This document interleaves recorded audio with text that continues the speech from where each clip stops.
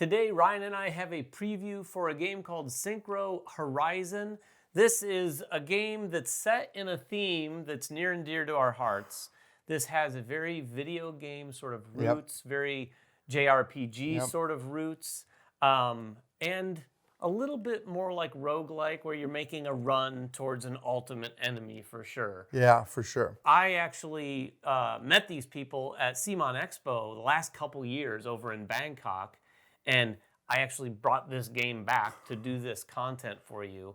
And we've had a chance to get it tabled, and we're going to do our best to tell you about the whole thing. Yeah, I mean, there is quite a bit going on in this game, but it's worth noting that the entire goal, and the reason it kind of feels like that roguelike, is you are trying to tackle a boss. The game gives you 4 seasons, and each season has 12 units of time that you can spend. So you can already kind of feel that there is a time pressure in this game. It gives you a giant map that you're going to see filled with locations and paths connecting them. And so your whole goal is to get from one side of the map to the other and be able to defeat the boss. But like a lot of these style games, if you've ever played something like Slay the Spire, for example, you know, as you go through these paths, as you choose these nodes, you're going to be fighting and you're going to be taking part in these battles that are going to give you rewards. So a huge part of that game is kind of trying to choose cooperatively as a team or solo, if you want, to kind of determine which way you're going to go, which encounters you're going to tackle, which rewards you're going to take, because ultimately you want to be able to reach the boss with a team that is built up so highly that you'll have easier chance fighting the boss, basically. Yeah. Try to sum it all up. Yeah, and when Ryan says a team, this game does embrace some very specific, in my opinion, JRPG roots like Suikoden, where you have a big list of potential characters. We're going to start with some characters, but there's a bunch of characters that you can actually recruit throughout the game. So you'll find yourselves kind of tweaking and balancing the synergies between the characters as they approach different enemies and hopefully, ultimately, that boss. We have the whole game spread out here so that you can see it. It should be noted this is a prototype. They're still tweaking and balancing all sorts of things. But just keep in mind that everything you see here may not be representative of the final product. Right, and also we're using the standees that come with the game. You can see some photos up as we're kind of talking about it where we're using the miniatures. The game does come with miniatures in one of the deluxe versions. Yeah. So when you're backing it, if you're like me and you like the miniatures, take a look at that pledge level. But we're using the standees, and they're really important because, like David mentioned, this does lean into that JRPG feel. You've got these 4 versus 4 battles, and they're all kind of built on these little platforms that are going to show your 4 characters versus the 4 enemy characters.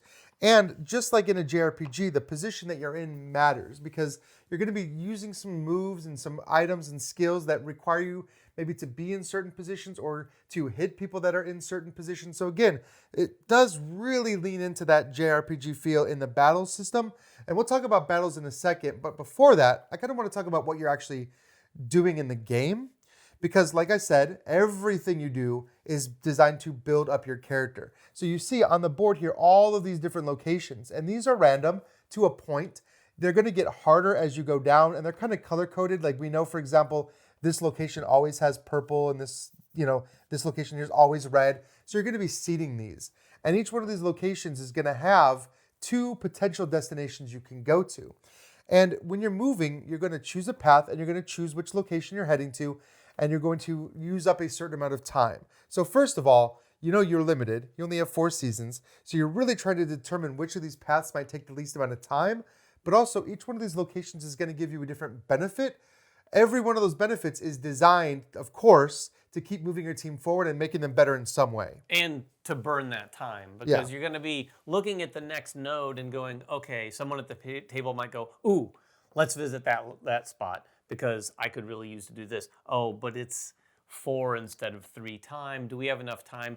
The time is of the essence. Literally. Aspect of this game is significant. Not only are you building your characters up throughout the game, but you are making decisions about, okay, but we don't have all the time in the world to get down there, and we need to get down there. Literally. So you're going to start with 4 characters, and no matter how many players are playing, you're always going to use 4 characters, splitting them up however you like.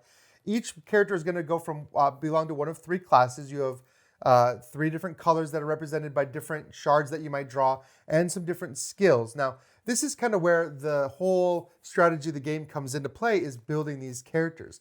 At the start of the game, you're going to have a very basic hero at level 1. You can maybe buy some items when you start off, but you might not. And everyone's going to have one skill that they draw from the bag. And these skills are where you're going to be doing the majority of your combat tricks. And over the course of the game, as you level up, you'll get 4 of these, but you only start with 1. And so finding ways to level up and get more of these skills is a big part of the game. And there is, definitely strategy in the way that you want to pair them, because certain heroes have certain abilities that might work better with certain skills. They have certain colors they're linked to that allows you to use certain gems. So a green character with a green skill can use green, any color shard as a green shard to trigger those skills. So there is a lot, I think, that you have to think about when you're building your party at the start of the game. And then even more you have to think about as you're kind of leveling that party up. Yeah, the other interesting thing about leveling them up, not only do they technically level up, but when you recruit new characters, there's also something you can do where instead of recruiting the character, you can actually take that character's ability and enhance your current character. So instead of replacing a character, you're literally slotting a card underneath theirs and expanding the abilities of that current character. So the game does not just have sort of like one option when you're doing things. It gives you some flexibility to like really try to build up that synergistic team of like, okay, I'm going to take care of us. I'm not going to do a lot of damage, but this guy, because they've leveled up or because they've enhanced their character, they're going to be the damage dealer. The healer or the tank or what have you, standard, JRPG tropes. Yeah, there's a fair amount of tactics involved, and these fights are not just over in the blink of an eye. The fights actually kind of linger on. Like every single fight, you're going through a really unique system. Yeah, and those fights are going to be tough. I mean, that is the whole game, really. You could get into these situations where you lose fights, and that is built into the game. You can lose characters and have to replace those characters.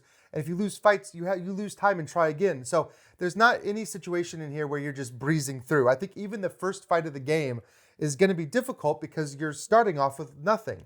And again, that leans into the theme of the game because you'll kind of learn as you play, like, okay, well, early on we need to focus on this or that because, as we're going to describe here in a second, you're always fighting these 4 enemies and they will scale.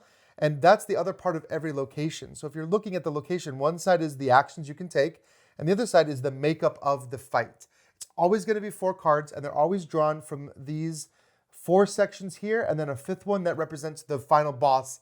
If you make it that far, you get to fight the boss. If you make it that far. And that's where the player boards and the monster boards that you see off the side come to play. Because, for example, if we were going to move to this location here, it's going to tell us you're going to fight 2 green monsters and 2 yellow monsters. And you're going to draw them in that exact order because it matters. Like, for example, we might draw one. It says, this is the Corpse Guardian. He goes in the front. There's an F that marks he goes in the front, so he becomes the frontmost one. We draw another green, and it says, okay, this is the Blossom Spirit. Actually, it goes in the front, so it would go in the front of him. Yeah, so you kind of set this up as you're pulling them out. Yeah, the Goblin Archer, he's an R. He always goes into the rear.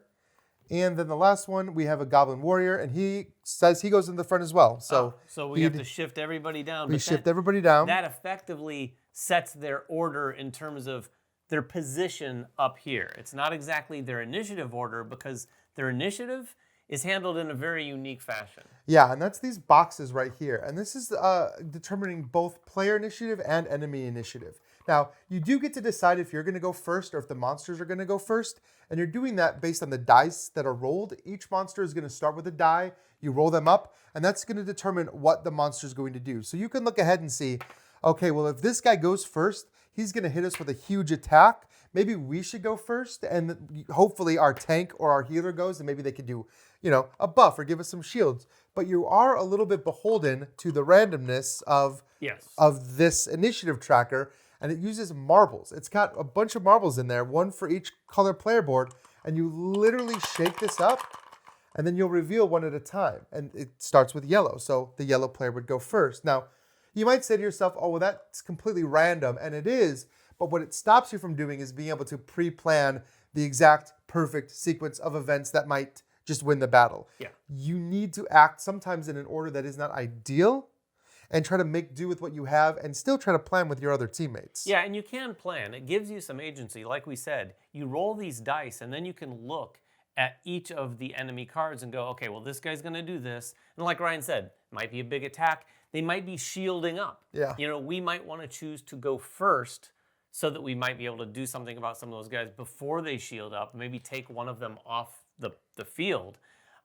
Maybe we want to go second because maybe we want to get those extra gems. Because when you choose, do we want to go first or do we want to go second? You can actually get some extra shards. Yeah, you have 2 that you'll start the game with, and you're drawing shards from this little bag. And there are 4 color different shards here that are going to be used to trigger your abilities. You've got red, green, and blue, which represent the 3 different types of skills.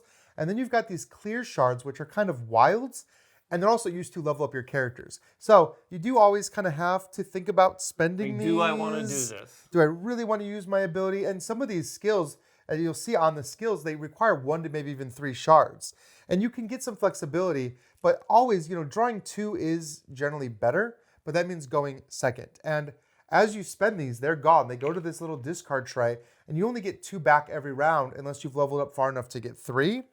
But you really have to decide how you're going to spend these shards. That's the currency by which you're doing everything in combat. Your basic attacks, shifting positions onto this, and then using your skills, which I would say using your skills is the primary way you're going to be moving forward and doing significantly cool things. Yeah, I would say the basic skills. attacks are only going to be enhanced in some cases by the way you've developed your character.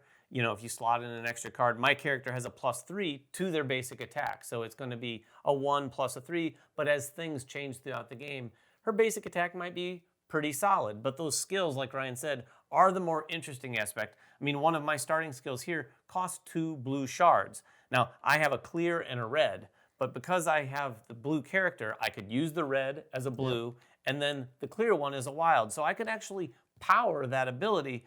But that's my turn. That's all I'm doing. Right, you're running out of shards. Whereas you could use a shard to do a 1 shard thing, and then you could use the other one to do a basic attack on your turn, knowing that in the next round of combat, you're going to get 2 more shards Yeah, back. or shifting position, which could be really useful if you see an enemy is going to do a big attack on the front Or vital. character, and you're about to die. You might want to shift your character and run to the back. Or you can actually even donate your shards to other players. There's room for 2 shards to be held in this little timer that they give you with the game that can be passed around. So if one character is just I didn't draw what I need for my massive skills, I can say, well, I'm going to loan you 1. My rear assault only needs 1 green shard anyway, so I'm not going to necessarily spend this one, so why don't you have it? So there's definitely teamwork, not just in that, but also some of the skills can help set up other players for some bigger turns too. Yeah, it also kind of emphasizes, if you've ever played a JRPG, there's going to be rounds where you're like, oh, this character is not ready to do anything. It doesn't have the things that it needs. So it plays more of a support role. You can do that with innately the skills that they might have, but you can also do that. I mean, just sharing shards is kind of probably one of the more frequent support things that you're going to be doing. Right, and combat is back and forth. So after we would go, we would then do the same thing for the monsters. In this case, the blue monster would go. And again, we already know what they're going to do because we've looked ahead. You get to look at the dice, and then you're going to move them from one side to the other to kind of show that they've taken that action. And their actions, again, they can be doing shields, they can be doing status effects, they can be attacking. And again, not that I haven't talked about this enough, but position here does matter because some of those attacks might say they attack the person in the front, or maybe like my attack, which specifically targets somebody in the rear. So knowing what's going to happen and then looking and seeing what you've got is a big part of winning these battles, because you really need to be able to react to what those enemies are going to do.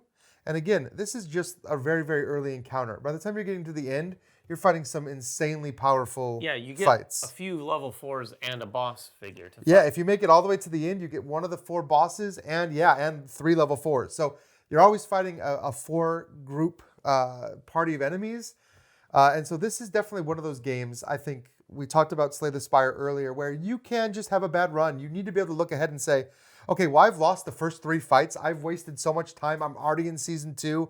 It's not looking good, because if you want to win that final fight, you need to get there the best you can. But the fun of these games, to me, is how you get there. Which characters are you going to build into? Finding those combos, knowing if I have this item and this character, I can do some neat things that I wasn't able to do last run. I think that kind of leans into the fun of the repeat plays. Yeah, the whole thematic essence of the JRPG in all the items that you get, all the characters you're going to meet, which I think is a really unique aspect to this, because you could really end up with a very different looking team from what you start with.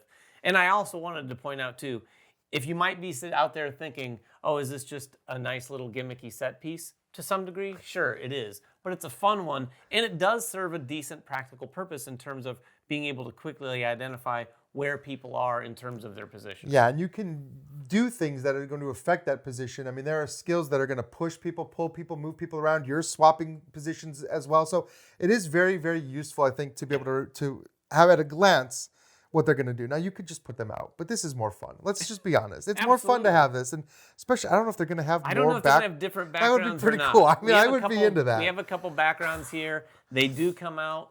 We will see. We don't know everything there is to know about the campaign. But if you have any questions about the campaign, go check it out. Or get in the comments below and ask us whatever you want. We'll try to answer whatever we can. Until next time, though, make sure everyone has fun at the table, and we'll see you then.